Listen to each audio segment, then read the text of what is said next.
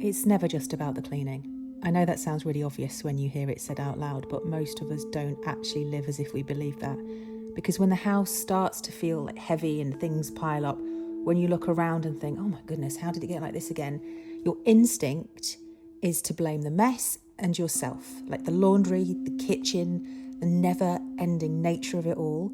But very rarely is that the sole or real issue. And when someone says to me, I just can't keep on top of things, they're usually not talking about the dust. They're talking about tiredness that sleep hasn't fixed. They're talking about decision fatigue, about carrying lists in their head that never seem to end. They're talking about being needed constantly, about being touched out if they've got kids, by children, by work, by family, by life. And the house is just where it shows first, and very often where we let it show first and the loudest. Because our houses, they're emotional places. They hold everything. They don't just hold our life, they hold the mornings where everyone's late, your alarm's gone off late, you've slept in, you're trying to find a shoe. They hold the evenings where you finally sit down and realise that you haven't sat down or stopped all day. And they hold the weeks where you're just coping. So when the house feels overwhelming, it's usually because something already was overwhelming too. A cluttered hallway means rushed exits or last-minute returns at night. A messy kitchen often means a week that's just run away with you, and piled up laundry means there is just no capacity left. The mess is rarely the cause. It's usually a very visual symptom.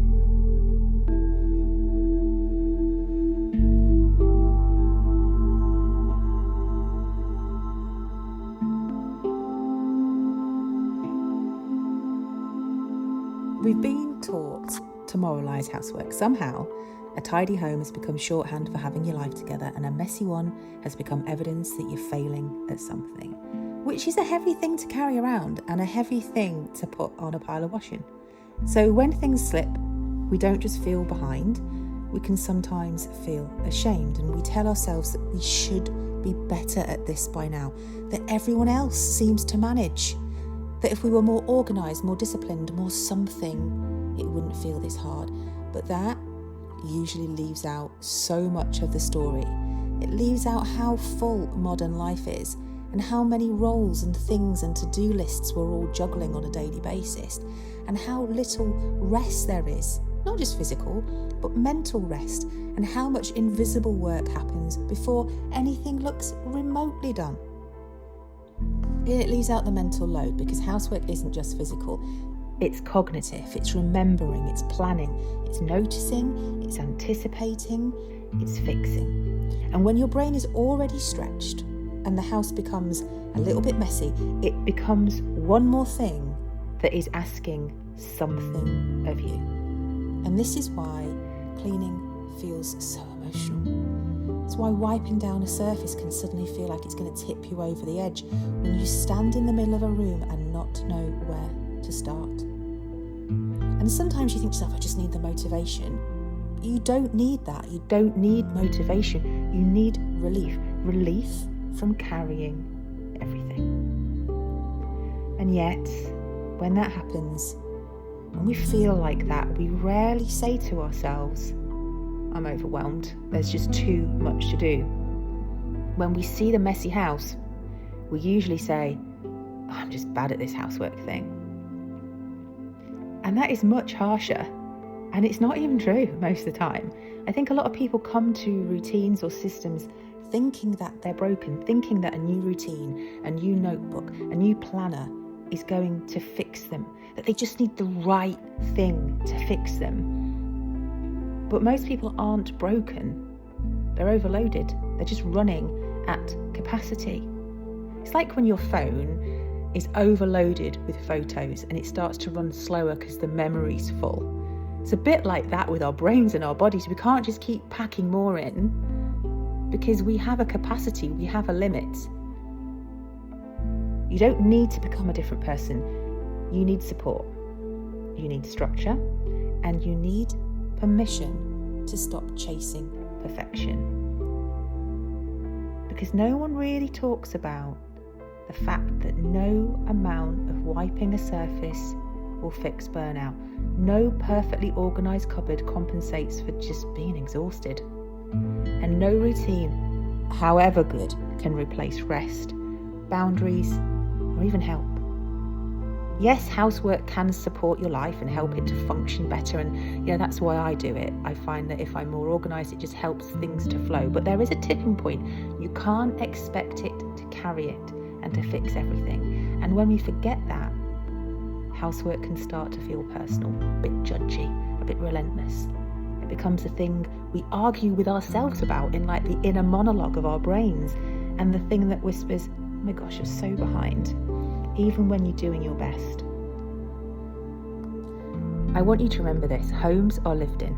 They're supposed to be, and they're supposed to flex. They're supposed to hold seasons, to look different depending on what's going on inside and the number of people that are living in there. A house during a busy week will not look like a house during a quiet one. And a house with more people living in it will not look the same as a house with one person living in it.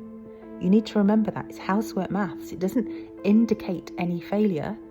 It just indicates life. So if you're watching this or you're listening to this whilst you're tidying or folding or just putting things back where they belong, I want you to hear this really clearly. You're not failing because the house needs attention.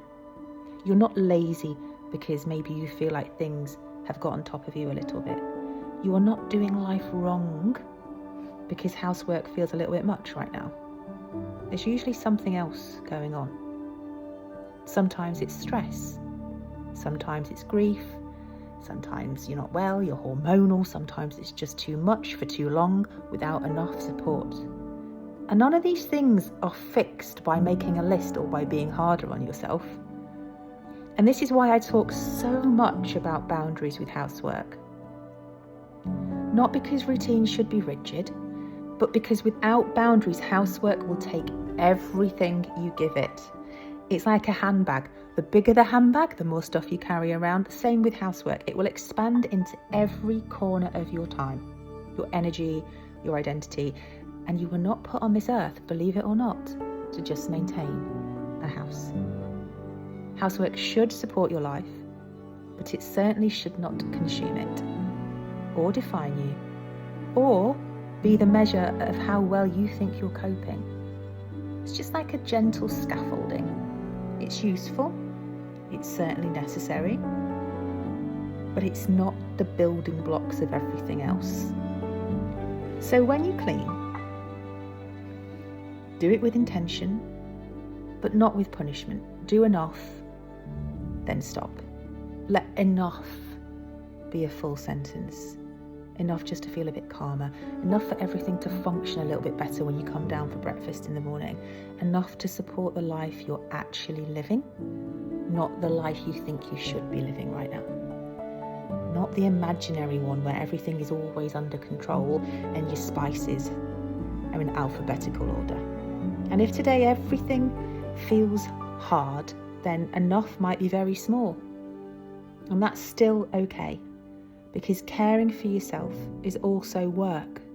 And rest, believe it or not, can be productive. I know a lot of us feel guilty about that. And sometimes the most organised thing you can do is to recognise that and not push yourself any further. It was never just about the cleaning. It's always about capacity and also kindness and how much you're carrying that nobody else can see. So be gentle with yourself today. Tidy when you can. Rest when you can.